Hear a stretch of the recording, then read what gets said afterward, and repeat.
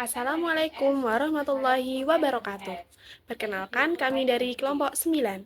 Saya Nisa Urbilat Ismi dengan NIM 2406051100076 dan juga rekan-rekan saya akan menjelaskan mengenai revivalisme Islam.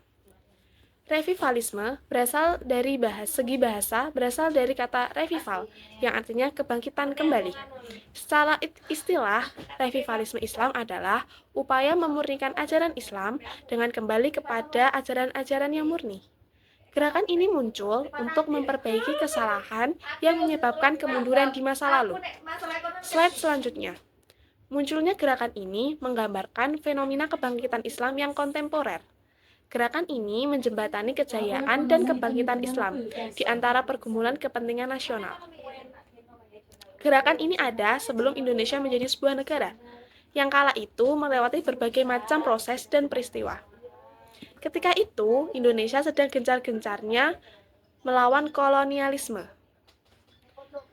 Hal ini dilatar belakangi oleh kondisi internal umat Islam, seperti diskriminasi, kesenjangan, ketidakadilan, pertengkaran, dan lain-lain. Dari situlah muncul banyak gerakan revivalisme, mulai dari bentuk kelembagaan, organisasi, maupun partai politik. Sedangkan faktor eksternalnya adalah pengaruh dunia barat di luar negeri. Slide selanjutnya. Faktor penyebab munculnya revivalisme Islam. Yang pertama, minimnya partisipasi publik terhadap politik. Publik memiliki peranan penting terhadap politik, yang mana publik harus ikut mengawal apapun yang terjadi pada dunia kepolitikan. Partisipasi publik menjadi kunci hidupnya demokrasi. Konteks partisipasi politik dalam kerangka penyelenggaraan pemilu bisa dilihat dari pendekatan civic culture, yang mana partisipasi politik menjadi salah satu indikator kualitas demokrasi. Fakta menunjukkan semakin tinggi tingkat perasaan bahwa memilih itu kewajiban bagi negara, maka semakin tinggi pula partisipasi pemilih dalam pemilu.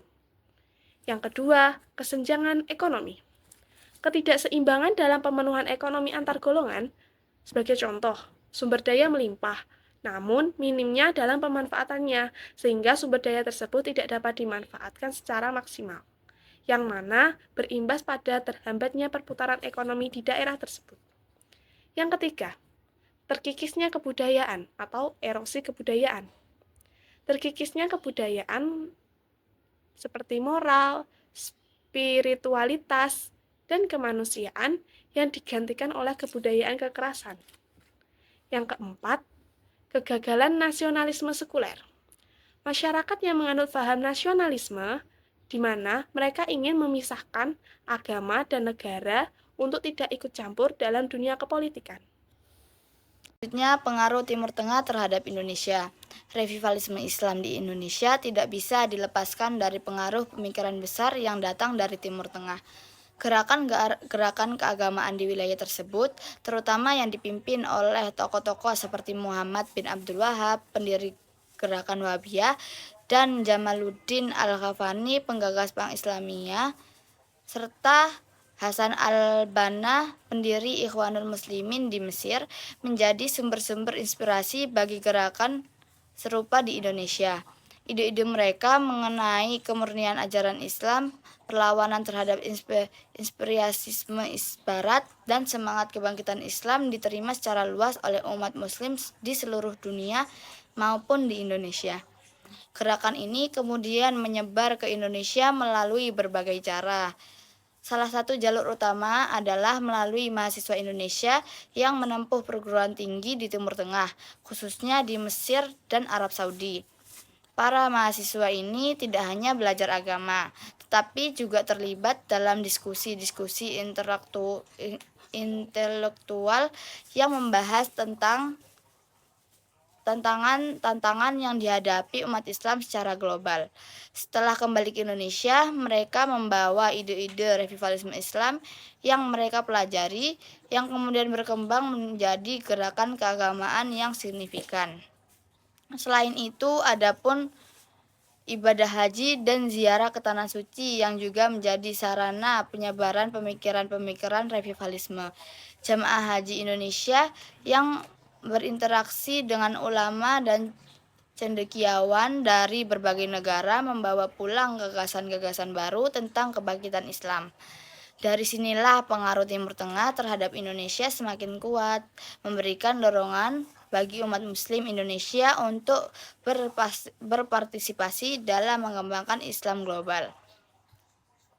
Selanjutnya, garis besar revivalisme Islam di Indonesia. Sejarah Islam di Indonesia sebenarnya sudah dimulai jauh sebelum negara ini berdiri. Sejarah mencatat bahwa kerajaan-kerajaan Islam seperti Samudra Pasai, Demak, Pelak adalah bukti bahwa Islam telah menjadi bagian integral dari sejarah Nusantara. Islam tidak hanya menjadi agama mayoritas, tetapi juga menjadi fondasi bagi sistem politik, sosial, dan budaya di kerajaan-kerajaan tersebut. Namun ketika kolonialisme mulai masuk ke Nusantara, kekuatan-kekuatan Islam di Indonesia mulai melemah. Penjajahan oleh bangsa asing menyebabkan kemunduran kerajaan-kerajaan Islam, baik secara politik maupun ekonomi. Meskipun demikian, semangat perlawanan umat Islam tidak pernah padam. Gerakan revivalisme Islam di Indonesia kemudian muncul sebagai reaksi terhadap penjajahan dan kemerosotan dialami umat Islam. Salah satu gerakan yang sangat fenomenal menjadi simbol perlawanan umat Islam terhadap penjajahan adalah resolusi jihad yang digagasi oleh Hadroh Syekh Kiai Hasyim Asy'ari, pendiri organisasi Nahdlatul Ulama. Resolusi ini menjadi panggilan bagi seluruh umat Islam untuk berjuang mempertahankan kemerdekaan Indonesia dan ancaman penjajah setelah proklamasi kemerdekaan. Gerakan ini menunjukkan bahwa revivalisme Islam tidak hanya bersifat spiritual, tetapi juga menjadi bagian dari perjuangan kemerdekaan dan nasionalisme. Dengan demikian, garis besar revivalisme Islam ini tidak hanya terletak pada upaya kembali ke ajaran yang murni, tetapi juga pada perjuangan perlawanan penjajahan dan membangun identitas keagamaan yang kuat di tengah tantangan zaman. Selanjutnya, corak pemikiran revivalisme Islam. Pemikiran dan gerakan revivalisme Islam memiliki beberapa karakter utama yang membuat berbeda dengan gerakan-gerakan lainnya.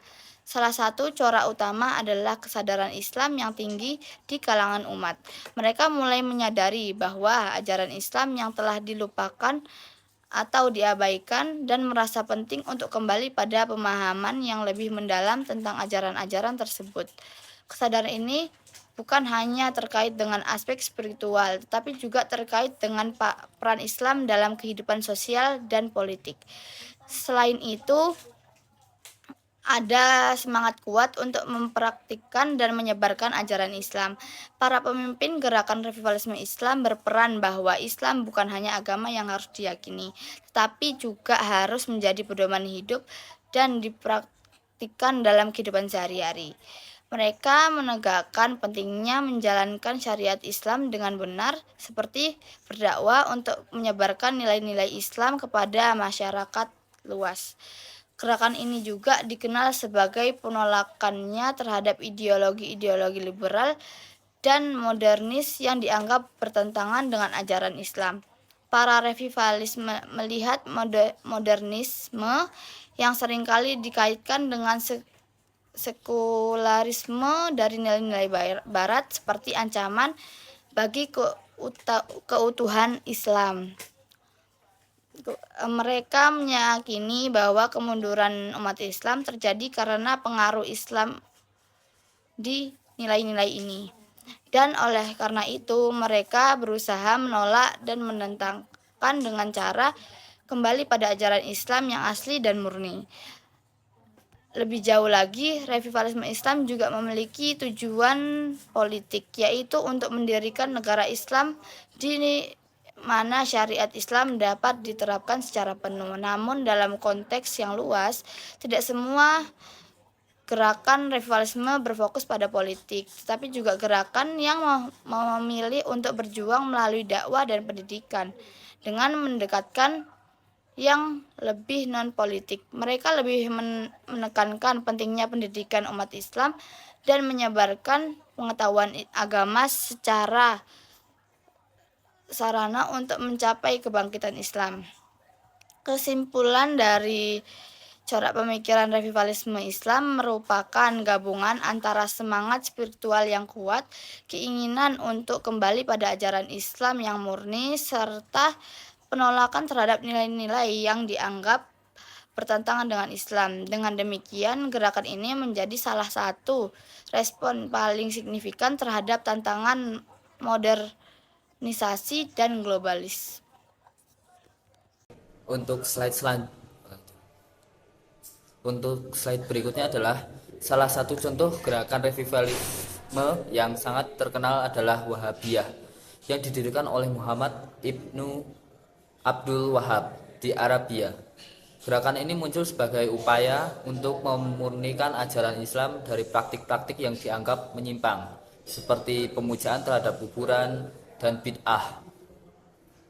Wahabiyah kemudian menjadi gerakan penting yang mendominasi Arab Saudi dan mempengaruhi kebijakan agama di sana hingga saat ini. Gerakan ini dikenal sebagai pendekatannya yang tegas dalam menegakkan syariat Islam sesuai dengan pemahaman salaf atau generasi awal umat Islam.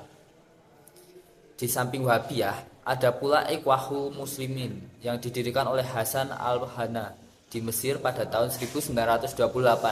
Gerakan ini menggabungkan semangat dakwah dengan aktivisme politik bertujuan untuk membangun kembali kejayaan Islam dalam segala aspek kehidupan, termasuk sosial, politik, dan ekonomi. Di Indonesia, gerakan keagamaan besar seperti Nahdlatul Ulama atau NU dan Muhammadiyah juga menjadi contoh revivalisme Islam. Di era globalisasi, revivalisme Islam menghadapi tantangan besar dalam mempertahankan identitas keislaman. Modernisasi yang dibawakan oleh pengaruh barat seringkali mengarah pada sekularisasi masyarakat, di mana peran agama semakin terpinggir dalam kehidupan publik. Gerakan revivalisme berusaha untuk melawan arus ini dengan menegaskan bahwa Islam adalah solusi bagi tantangan-tantangan yang dihadapi oleh umat di era modern. Revivalisme Islam menawarkan cara hidup alternatif yang berakar pada ajaran Islam yang murni, berbeda dengan gaya hidup materialisasi yang ditawarkan oleh Barat. Selain melawan pengaruh budaya asing, revivalisme Islam juga berperan dalam menjaga nilai-nilai moral dan spiritual di tengah perkembangan teknologi dan media yang pesat. Gerakan ini memberikan kesempatan pada umat Islam untuk mempertahankan identitas mereka di tengah gempuran informasi dan budaya dari luar. Dengan demikian, revivalisme berperan sebagai perisai yang melindungi umat dari efek negatif globalisasi, sekaligus memberikan panduan bagi umat dalam menghadapi dunia yang terus berubah. Dampak gerakan revivalisme Islam dapat dirasakan di berbagai belahan dunia. Salah satu dampaknya adalah penegasan kembali Islam sebagai pedoman hidup, baik dalam ibadah, akhlak, maupun aturan sosial. Gerakan ini memperjuangkan pentingnya menjalankan ajaran Islam secara penuh dalam kehidupan sehari-hari dan melihatnya sebagai solusi untuk berbagai permasalahan modern. Revivalisme juga berhasil membangkitkan kesadaran umat akan pentingnya kembali pada sumber-sumber utama ajaran Islam, yaitu Al-Quran dan Hadis, dalam menjawab tantangan zaman. Selain itu, revivalisme juga berhasil membuka kembali pintu ijtihad, yaitu usaha untuk menggali dan menerapkan ajaran Islam dalam konteks kontemporer, dengan kembali pada prinsip-prinsip Islam yang murni. Gerakan ini menekankan pentingnya menafsirkan ajaran Islam secara relevan untuk menjawab masalah-masalah modern seperti demokrasi, hak asasi manusia, dan ekonomi global. Revivalisme tidak hanya sekedar gerakan spiritual, tapi juga gerakan intelektual yang berusaha memecahkan tantangan-tantangan global sambil tetap menjaga kemurnian ajaran Islam.